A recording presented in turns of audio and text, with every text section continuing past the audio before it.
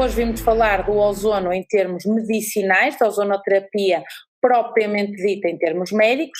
Sabemos que o ozono utilizado em medicina é uma mistura de oxigênio puro e de ozono puro, portanto sabemos que mais ou menos temos 5% de O3 e 95% de O2, que vai dar mais ou menos uma concentração de 100 microgramas por mililitro de ozono, e também sabemos que o ozono como biomolécula, já depois no sangue, é produzido por neutrófilos ativados, portanto umas moléculas do nosso sistema imunitário e catalisada por uns determinados anticorpos.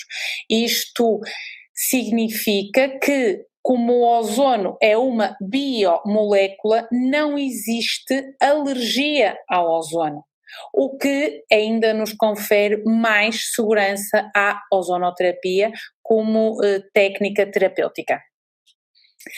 Então, como eu já disse, o ozono, como é que se faz dentro de uma consulta de medicina integrativa? Portanto, temos um aparelho no qual está conectada uma garrafa de oxigênio medicinal e vai sair ozono medicinal, que é então esta mistura de oxigênio com O3. Porquê que é muito importante este ozono medicinal? Porque o ozono, ao ser misturado com o nosso sangue ou ao ser misturado com algum líquido das nossas mucosas, porque o ozono pode ser administrado por via sanguínea, mas pode ser administrado por via retal, portanto dentro do intestino, pode ser administrado por via articular, nas articulações, pode ser administrado por via vaginal, pode ser administrado por via uretral e pode ser administrado por via intradérmica, como mesoterapia. Pode ser administrado também em tudo o que seja a odontologia neurofocal, ou seja, pode ser administrado na cavidade de um dente, pode ser administrado nas gengivas. Portanto, estas são as capacidades que nós temos de administração desta mistura de oxigênio com ozono. Porquê é que então o ozono tem tanto efeito no ponto de vista de tratamento dentro da medicina integrativa? Porque o ozono, quando é administrado, seja por que via for, e depois vai depender um bocadinho da via, mas na generalidade, o ozono liberta fatores de crescimento, portanto vai permitir a regeneração dos tecidos. O ozono tem um efeito lipolítico, portanto, desta maneira podemos dizer que o ozono ajuda na redução da gordura.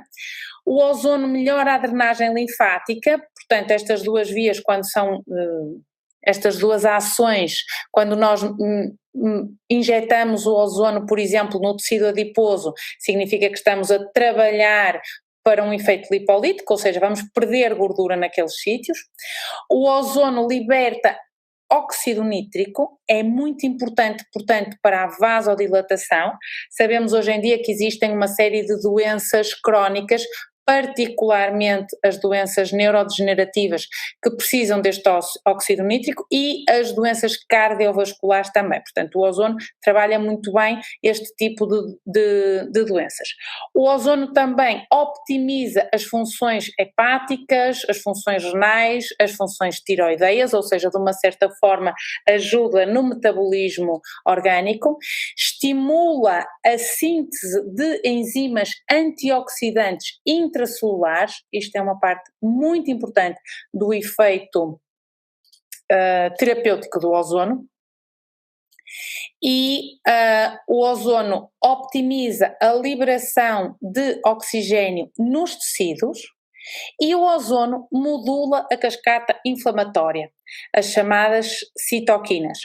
O que é que isto é muito importante? É muito importante quando, por exemplo, pensamos na utilização do ozono para uma infecção por um vírus, porque como o ozono modula a cascata inflamatória, todas as doenças que estejam relacionadas com a cascata inflamatória, ou seja, com um estado hiperinflamatório, como seja, por exemplo, esta infecção deste vírus que estamos a assistir em termos mundiais, o ozono é fantástico.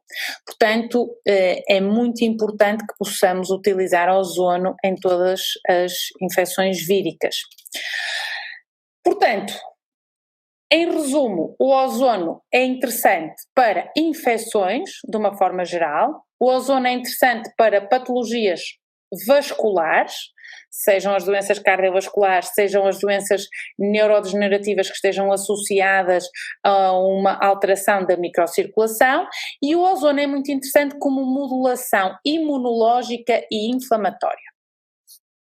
Portanto, como eu disse, o ozono pode ser administrado por via sistémica ou por via tópica, digamos assim. Sabemos que existe uma vasta quantidade de literatura sobre ozonoterapia. Hoje em dia há no mínimo 12 livros só sobre ozonoterapia, e também sabemos que o ozono, do ponto de vista médico, começou a ser utilizado na Primeira Guerra Mundial, porque na Primeira Guerra Mundial foi usado, porque era barato, para tratar feridas e gangrenas com ozono, e mostrou-se eficaz.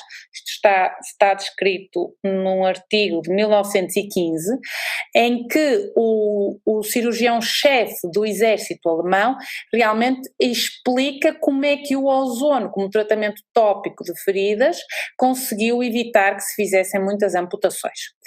Também sabemos, por exemplo, que em 1916, numa pesquisa que se faça na PubMed sobre ozonoterapia, havia 21 relatos de casos exatamente destes soldados tratados com ozonoterapia. Em 1917 havia 79, exatamente porque o ozono nessa altura era muito conhecido.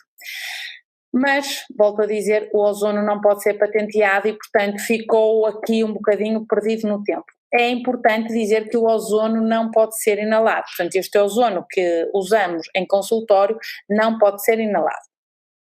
Há imensos artigos científicos a demonstrar a eficácia da ozonoterapia.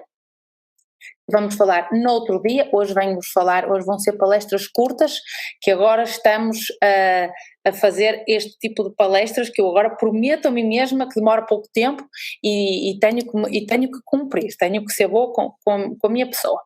Então, vamos lá ver, o que é que me falta falar? Falta-me falar que o ozono tem um amplo espectro germicida, portanto ajuda muito em tudo o que sejam infecções.